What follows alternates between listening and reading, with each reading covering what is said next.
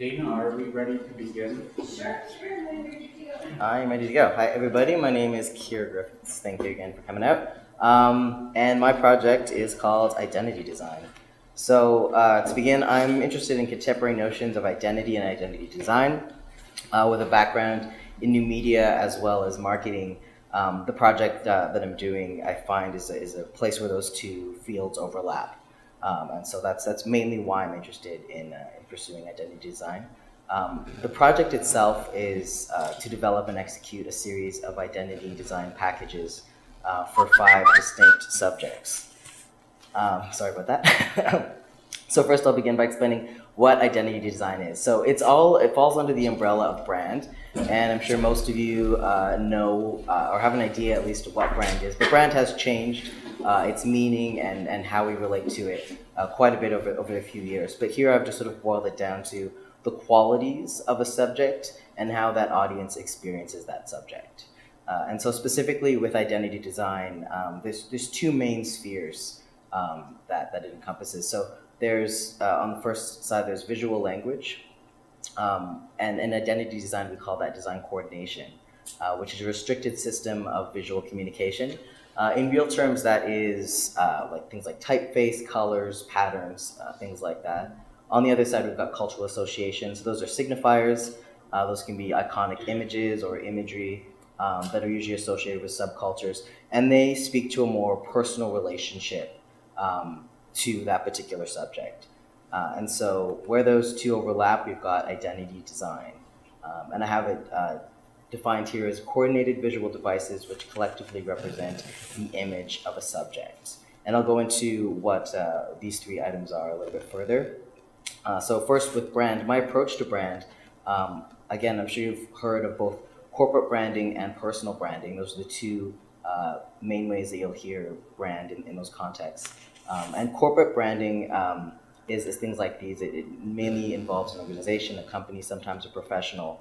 And what sets it apart is that it's really about having a very restricted limit sort of uh, ways of approaching the design. So there'll be really limited color palettes. The intent is very clear in terms of what they're trying to convey. And a lot of the times they have sometimes a little bit of a personality, but they're definitely not personal. And so on the other side, you've got personal branding, which is about an individual, it's about the lifestyle, and it's really a product of social media. So you've got an individual putting out their passions, their experience, their talents is out there, and all those things combined create a personal brand. So what I wanted to do with this project is I wanted to take those key elements from both of those types of branding and incorporate those in my project. So from the corporate side, I really wanted to take those really strict rules when it comes to handling design, the really sort of limited choices in terms of directing the content, and also from the personal branding, I wanted to take some sort of non-design elements, some extra information that would speak to more of a personal relationship or even sort of channel more of a personality in the project. So here's an example of that visual language. So again, this is an identity design coordination. Here you've got a product and a service, and really they're just rules laid out. You've got the typefaces, how those are to be used, the colors, the patterns, all laid out. And here they are applied to a design deliverable. So you can see the select colors, the typefaces, some of these forms and shapes carried throughout the different types of stationery here. And in a lot of cases, this would be the final product of identity design. This is oftentimes what a client would want. But again, with my project, I wanted to include a little bit more information, speaking to some of that personal branding. With that, I wanted to incorporate some cultural association. So here's some cultural signifiers. These are, some items that basically serve a similar function, but they can be read as sort of a cultural text to get an idea of who might use these as kind of a narrative, and sort of get an idea of like who these products were made for. And so here, those ideas are combined. You have here some design elements where you've got a logo, there's a typeface, there's sort of a color palette going on, very limited. And then there's this extra information where you've got this flask. and a stamp and some wood and some matches, so that you get an idea of more of a person. There's a personality that's coming through here, and again with this, again you've got the typeface, the logo, the color palette, but then you've got this fire and the glove and the ball, and you can see it again. There's a personality really coming through. So again, to reiterate with my project. First, I start with the design coordination, which is those rules. So it's a visual language applied across multiple platforms. Then I'm going to add those cultural signifiers, which bring in those cultural associations and the more personal relationships. And then those combined create the identity design composition, which I've defined as the nuanced visual representation of the subject's identity and brand. So again, with the project, I'm creating these for 5 subjects. And each of these packages is going to include an identity study, which is where I take the key elements or the key aspects of a particular subject, which is a person in this case, and sort of filter those down to their most the most important aspects, the essence of that character, and then I basically translate those into an identity design coordination, which is where I take those elements and I try to translate them into sort of a visual representation and create rules around those. And then I pull those into an identity design composition where I'm bringing in those non-design elements to really flesh out the whole story. So the subjects that I am doing, you may recognize a few of these, but I'll just give you a really brief summary of who they are. So starting with Divine. Divine was a drag queen. Mainly worked in the 70s, mostly associated with the sort of trashy, campy cult films of John Waters. Jean Genet was an author, mainly published in the 40s and 50s. His work was seen as subversive, so he dealt with themes of queer romance and petty crime in France. Liberace was a performer, he was a pianist, and he is most known for his just over-the-top, opulent decor and his dress and his costumes and things like that. So he was just excess and sort of like regal over the topness. And William Burroughs is an author. Again, he was sort of part of that beat movement, and he's most known for his non-linear sort of experimental writing style. And Grace Jones is the only one of these that's still living, but I'm mainly dealing with her work from the 80s and maybe a little bit of the early 90s, but she was a model and an actor and a singer, and she just had a really sort of iconic look going throughout the 80s. So this isn't a visual example of sort of an identity study that I did for Divine. So with the typeface, I wanted to choose something that was sort of written maybe with lipstick, so sort of a quickly dashed typeface in red, and then I've lifted the main graphic off of an iconic image from a still from one of the films she was in called Pink Flamingos. And then you can see on the right, I've sort of taken colors and textures from a film still and from a film poster. And in that band across the middle, I've got word association. So just words that come to mind when thinking of Divine and things that Divine has been associated with. And then below, similarly, I have just some visual elements, kind of a visual collage that I use later to inform the overall design. So here's the logo, basically just throwing that graphic on top of that typeface. And I think it's relatively successful, but I think it's more so successful when within the context of the other design elements. And here's the identity coordination. So again, just the rules. I've got the colors selected. There's a single graphic element there. And I've got the different patterns and textures and how that textures are supposed to relate to the pattern to create a desired effect. And then I've got the typeface that I'm using below. And so here is the close-up of the web design. It is a mobile responsive design, so that means that the design changes when the screen size changes. So you can see it's sort of with the large format, you've kind of got the more vertical layout, but then it changes to horizontal with the mobile. And then here is all of the design elements. You've got the letterhead there where I'm incorporating those textures and the pattern, the magazine. They're all incorporating that sort of stained look, sort of channel the sort of filth that Divine is associated with. And then a business card and sort of blocked layout for a magazine. And then here is the final composition. So if you're not too familiar with Divine's work, some of these objects might seem kind of random, but I'll explain a couple. There's that dog fecal matter. On the right-hand side, a very famous scene where Divine stalked a dog and ate its situation, and and then on the left there's a dead fish. There's another scene from a film where she was sort of like in this bathtub of like dead fish. And anyways, you get an idea of the kind of work Divine did. And then here's Jean Genet. It was an author that I mentioned.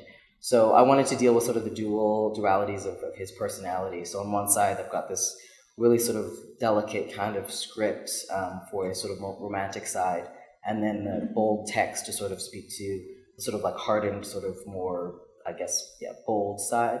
And then the rose, again, similar kind of dualities being incorporated there. The rose, again, speaking to romance, but also from a great book that he wrote called Miracle of the Rose. But then there's also that drop of blood to speak to sort of the violent themes that are found in his books as well.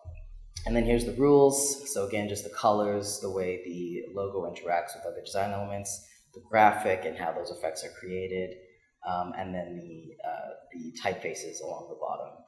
And here's the web design, again, the mobile responsive design. It's basically just washed from 2 columns to 1 column going into the smaller screen. And here are the design elements. So we've got a large format poster on the left. There is the letterhead. It's sort of dark here, but there is a leather-bound book with sort of the embossed logo at the bottom, and then the business cards and the mobile design. And here are here's the full composition, the final piece. So I've included the handcuffs because he did spend some time in prison, and talking about prison is often found in his books. And then I've got sort of the knife for the violence. There's that rose again. The bottle and the rope are supposed to speak to some of the sort of like nautical sort of sailor themes that he has throughout. And the background is sort of like a concrete. And then here's Liberace's identity study. Again, just pulling colors and textures and things from images and interior design of his house. The candelabra there is an iconic piece of his. He often mostly played with it on top of his piano, so that was important to include. And then again, a word association and the sort of visual collage, which it will inform the later design. Here's the logo. So intentionally, there is a massive amount of decor and filigree compared to the actual text information. That's supposed to speak to, again, just the over-the-top decor and sort of opulence associated with his character. And here is the identity coordination. So again, just the rules. I've got the particular graphic elements that I've included, sort of a reworking of that candelabra, a little filigree, a frame, and how those are to be used, and the different variations of the background texture with the colors, and then the typeface at the bottom. And so here it is again, the mobile, just switching from a vertical orientation to the horizontal with the smaller screen, and then there is the letterhead with the different variations of the colors. And then here is an example of a magazine layout I did with pearls spilling out of a thing, because that's fun. And here's the full composition. So just included a lot of jewelry, and there's that bow tie up top is actually his actual bow tie. It was kind of fun to track that down. And rings, because mostly his fingers would just be like completely obscured by rings on every single finger. He definitely went over the top. And then sort of like a marble background there. And then the last one, second to last is Grace Jones. Identity study. I wanted to use really sort of angular fonts because it was the 80s where there was a shoulder pads and those really kind of like angular profiles. And then make a note of that picture in the very middle up top, just with the floating head. That was an iconic image from a record cover. And there's 2 elements that I'm stealing from that later on. One is the shape of the hair there, which I'll use in the logo, and then that little piece of tape you'll see in the final composition. But there's the colors and the textures, again, the word association, and same goes with the visual collage. But here's the logo. So that shape from the hair I sort of used to inspire that general form up top. There's the grid, which is kind of speaking to the sort of the veil that she would wear in some fashion shoots, but also the grid that you find in a lot of 80s graphic design, sort of like early computer type looking graphics, and then that's her mouth. So I think that this logo is relatively successful. I'm pretty happy with it. And here is the design coordination again, same thing with the colors, the different patterns and how those are to be used in the variations. And then I've got a single graphic element, just that stroke of colors, which is inspired by a record cover first. And then there's the typeface, so the top one, just very angular design, and then the code light is just supposed to be just sort of a light for content, just more readable. And here's the web design. So I carried through those angles, and the colors and patterns and things are here as well, and just sort of squashed it for the mobile screen. It's a bit dark here, but you can see the poster, the letterhead, business cards, all of those laid out with the variations. And again, a little bit dark here, but there's the identity composition. So the camera sort of speaking to her fashion. There was one photo where she had a gold record stuck to her head, so I wanted to include that. And there's that little piece of tape at the bottom underneath the tablet. And then we've got William Burroughs, so this is the last one. Now that logo up top did get a makeover. But here, just selecting typefaces, he definitely worked on a typewriter, so I wanted to include those in there. And then I'm selecting the fonts and colors from a still from a film that was made from one of his books, or about one of his books called Make a Lunch. And there's the word association. Actually, I should mention in the middle there, what he did with his writing was he would type up a page, and then he would cut that page up, and he would repaste it sort of in a collage to create his sort of non-linear writing style. So that was a part of his process that I wanted to include in the design. Here's the logo. So again, talking about those strips, that's where the strips are below the first part of his name, and then there's typewriter keys below. And then he speaks about these sort of creepy crawly creatures and things like that, that's why it's insect legs. And there's a bullet hole there because he does speak about violent themes. And he famously he did shoot his wife. So that's included too. There's the identity coordination with the rules, again, the textures, those strips of paper, and the typeface. And then here's the identity design, again, just squashed for the mobile, but you can see those strips of paper. The black marker, there's also sort of a paranoia throughout some of his writing, so I wanted to include sort of that censorship sort of aspect there as well. And then here's the elements there. There's the poster blocked out for content, an envelope, business cards, and then here's the final piece. So there's a gun. He actually did type with an Underwood typewriter, so I included that. There's a heroin and a fixing kit up there because he was a heroin addict. And there's the apple because the way he shot his wife was a game of William Tell gone wrong, so I included that. And so that's everything. That's me. I do want to continue doing this project, incorporating other characters or other people that I find interesting, and just sort of, just keep it as an ongoing process. But, yeah. Yes.